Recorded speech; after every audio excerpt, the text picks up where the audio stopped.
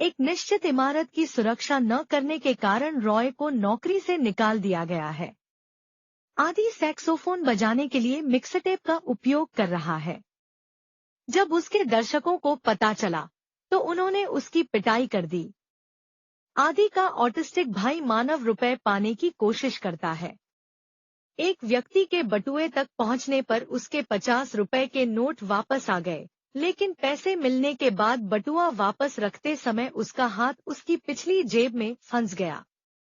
उस आदमी को जल्द ही पता चल जाता है और वह मानव की पिटाई करता है। बोमन कॉन्ट्रैक्टर गलती से अपने पिता नारी की कार की खिड़की को नुकसान पहुंचाता है। फिर उसे नारी द्वारा उसके घर से बाहर निकाल दिया जाता है। वे चारों एक महिला के घर में एक साथ पहुंचते हैं, जहां वे नाइट क्लबों में पार्टी करने जाते हैं। हालांकि घर में वे बेकार हैं, क्योंकि वे कुछ भी नहीं करते हैं और उन्होंने अभी तक अपना किराया नहीं चुकाया है। जब वे महिला के साथ मजाक करते हैं तो वह उन्हें किराया न देने के लिए घर से बाहर निकाल देती है और उन्हें बताती है एक अच्छी नौकरी पाने के लिए। पैसा कमाने के लिए बेताब, वे एक योजना बनाते हैं। आदि मानव को दिवंगत व्यवसायी द्विवेदी के बेटे को बेचने के लिए घर से एक पेंटिंग चुराने के लिए कहता है। हालांकि मानव वास्तविकता को न जानते हुए गलती से एक खाली पेंटिंग उठा लेता है। वे मजाकिया ढंग से पेंटिंग को द्विवेदी को 20,000 रुपए में बेचते हैं। फिर वे श्री अग्रवाल को बेचने के इरादे से मूल पेंटिंग उठाते हैं, बिना यह जाने कि उनकी हत्या कर दी गई है। मामले को इंस्पेक्टर गढ़ा कुलकर्णी द्वारा संभाला जाता है, जिन्हें पता चलता है कि श्री अग्रवाल की हत्या से पहले वह किसी से फोन पर बात कर रहे थे और उन्होंने घोड़ा और घास शब्दों का उल्लेख किया था और इन शब्दों की व्याख्या कुछ कोड भाषा के रूप में की। जब चारों अग्रवाल के आवास पर पहुंचे, जब उसने पेंटिंग पर घोड़े और घास को देखा तो उसने तुरंत उन्हें गिरफ्तार कर लिया। राजमार्ग पर गाड़ी चलाते समय कुलकर्णी को यह बताए जाने पर कि वे निर्दोष हैं, चारों को मुक्त कर दिया जाता है। चारों बहुत खुश होते हैं, लेकिन अचानक एक कार दुर्घटना का गवाह बन जाते हैं और उनका सामना मरते हुए ड्राइवर डॉन बोस से होता है। वह उन्हें बताता है कि उसने गोवा के सेंट सेबेस्टियन गार्डन में एक बड़े डब्ल्यू के नीचे 10 करोड़ का खजाना छुपाया है। वह उनसे पैसे को आपस में बराबर बराबर बांटने को कहता है और फिर मर जाता है। उनकी मुलाकात इंस्पेक्टर कबीर नायक से होती है, जो पिछले 10 वर्षों से बोस को गिरफ्तार करने की कोशिश कर रहा है। वह चारों से जानकारी हासिल करने की कोशिश करता है, लेकिन सफलता नहीं मिलती है और वे वहां से भाग जाते हैं और गोवा की यात्रा करने का फैसला करते हैं। अपनी पदोन्नति के लिए बेताब, कबीर चारों को पकड़ने के लिए कृत संकल्प है। चारों ने बोमन की कार चुरा ली, जो अभी भी नारी की है। दोस्त कार चुराने में कामयाब हो जाते हैं, लेकिन नारी के सिर पर वार करने और उसे बेहोश करने से पहले नहीं। जंगल में रॉय कार पर नियंत्रण खो देता है और कार एक पेड़ से टकरा जाती है, जिससे दोनों हेडलाइट्स टूट जाती हैं। उन्होंने कार में रात बिताने का फैसला किया। बोस को पकड़ने में विफल रहने के कारण अगले दिन कबीर को यवतमाल स्थानांतरित कर दिया गया। गुस्से में वह अपनी मेज की ओर चलता है, जहां नारी अपने बेटे के खिलाफ उसकी कार चोरी करने की शिकायत दर्ज कराने के लिए उसका इंतजार कर रहा है और कबीर को बोमन और उसकी कार की तस्वीरें देता है। इसी बीच चारों को एक टूटा हुआ पुल मिलता है, जो जंगल से होकर जाने का एकमात्र रास्ता है। वे कार कूदने का फैसला करते हैं, लेकिन बोमन ऐसा करने से हिचकते हैं। वे सफल होने का प्रबंधन करते हैं, लेकिन यह दुर्घटनाग्रस्त हो जाता है और विस्फोट हो जाता है। नष्ट हुई कार की खोज के बाद कबीर उन चारों को ढूंढता है। मानव की मूर्खता के कारण वह खजाने का स्थान जानने में सक्षम है। वह उन चारों को एक पेड़ से बांध देता है और चल देता है। हालांकि वे भागने में सफल हो जाते हैं और यह पता चलता है कि रॉय ने वास्तव में कबीर की कार के इंजन के तार काट दिए थे ताकि यह सुनिश्चित हो सके कि वह बहुत दूर नहीं गया है। वे एक ढाबे पर पहुंचते हैं और जासूस होने का नाटक करते हैं।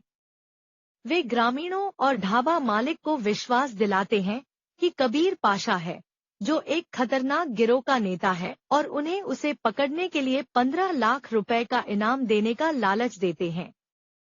कबीर ने गांव वालों को हरा दिया और वह और चारों एक समझौते पर पहुंचे। 60% चारों का होगा और 40% कबीर का होगा। लेकिन आदि अपने और मानव के पैसे को अलग अलग शेयरों में रखने पर जोर देता है। जब वे बोमन को उसकी कार को नुकसान पहुंचाने के लिए एक हिस्से के रूप में भुगतान करने की योजना बना रहे थे। नतीजतन एक लड़ाई शुरू हो जाती है और निर्णय लिया जाता है कि जो भी पहले खजाने तक पहुंचेगा वह सारा पैसा ले लेगा। चारों अपने रास्ते अलग कर लेते हैं और जल्द से जल्द गोवा पहुंचने की कोशिश करते हैं। रॉय का सामना डकैत बाबू भाई से होता है और वे पैसे को आपस में बांटने पर सहमत हो जाते हैं, बशर्ते वे जल्द से जल्द गोवा पहुंचे। बोमन का सामना अपने पिता से भी होता है। हालांकि नारी शुरू में अपने बेटे को मारना चाहता था, लेकिन 10 करोड़ के बारे में जानने के बाद उसने अपना मन बदल लिया।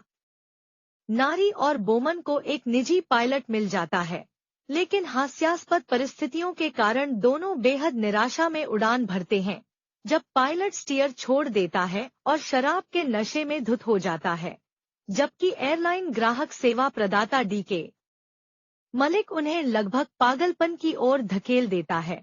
खुद को बचाने में असफल रहता है, लेकिन वे गोवा पहुंचने में सफल हो जाते हैं।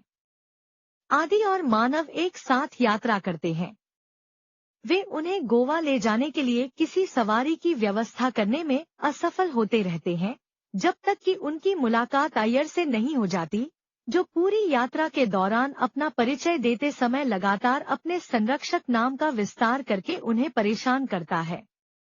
कबीर एक स्कूली बच्चे के साथ मरने से लगभग बच गया था, जिसे उसने एक चट्टान से लटकते समय बचाया था और उसे कुछ स्कूली बच्चों से निपटने के लिए प्रेरित किया गया था, जिन्हें एक चैरिटी कार्यक्रम में जाना था और प्रदर्शन करना था। अंत में जैसे ही वे एक साथ बगीचे में पहुंचते हैं, वे खजाने को विभाजित करने से पहले एक साथ खोजने के लिए पारस्परिक रूप से सहमत होते हैं। वे 4 ताड़ के पेड़ों का पता लगाते हैं जो W का आकार बनाते हैं, लेकिन कबीर वहां पहुंचते हैं और उनसे पैसे को उनके बीच बांटने के लिए कहते हैं, जिस पर सभी सहमत होते हैं। वे वहां खुदाई करते हैं और धन ढूंढने में सक्षम होते हैं, लेकिन कार के नुकसान के भुगतान को लेकर फिर झगड़ा शुरू हो जाता है। जब आदि और मानव को एक इकाई के रूप में पैसा देने का निर्णय लिया जाता है, लेकिन पैसे लेते समय वे अलग अलग इकाई होते हैं, तो सभी क्रोधित हो जाते हैं। लड़ाई चलती रहती है और कबीर सारे पैसे लेकर भाग जाता है। वह समुद्र तट पर एक गर्म हवा के गुब्बारे में भागने की कोशिश करता है, लेकिन उसे एक खंभे से बंधा हुआ पाता है। वह रस्सी को काटने के प्रयास में गोता लगाता है, लेकिन उसका पीछा करने वाले बाकी लोगों द्वारा उसे पीटा जाता है। गुब्बारा किनारे से उड़ जाता है और सभी निराश हो जाते हैं। जब हवा की दिशा बदलती है तो स्थितियां बदल जाती हैं और गुब्बारा फिर से किनारे पर उड़ जाता है। रात हो जाती है और वे एक टोइंग वैन में गुब्बारे का पीछा करते हैं। गुब्बारा एक खंभे से टकराता है और बैग नीचे गिर जाता है। वे सभी जितना हो सके उतना पैसा इकट्ठा करने की कोशिश करते हैं, तभी अचानक कुछ स्पॉटलाइटें उन पर फोकस करती हैं और भीड़ उनके पीछे जोर जोर से जयकार करती है, यह महसूस करते हुए कि वे एक मंच पर हैं और यह एक चैरिटी कार्यक्रम का अवसर है, जिसमें कबीर के साथ प्रस्तुति देने वाले बच्चे शामिल होंगे। उन्हें अनाथ बच्चों की दयनीय स्थिति के बारे में पता चला, जिन्हें दान के माध्यम से सम्मानित किया जाना था, और उन्होंने अनाथों को पैसा दान करने का फैसला किया। अंत में कार्यक्रम के मुख्य अतिथि कमिश्नर MI चतुर्वेदी, जो कबीर के बॉस हैं, उन सभी की प्रशंसा करते हैं। साथ ही कबीर को यह भी बताते हैं कि उन्हें अपना प्रमोशन मिलेगा और इस पैसे का इससे बेहतर कोई उपयोग नहीं है कि इसे एक धर्मार्थ कारण दे दिया जाए।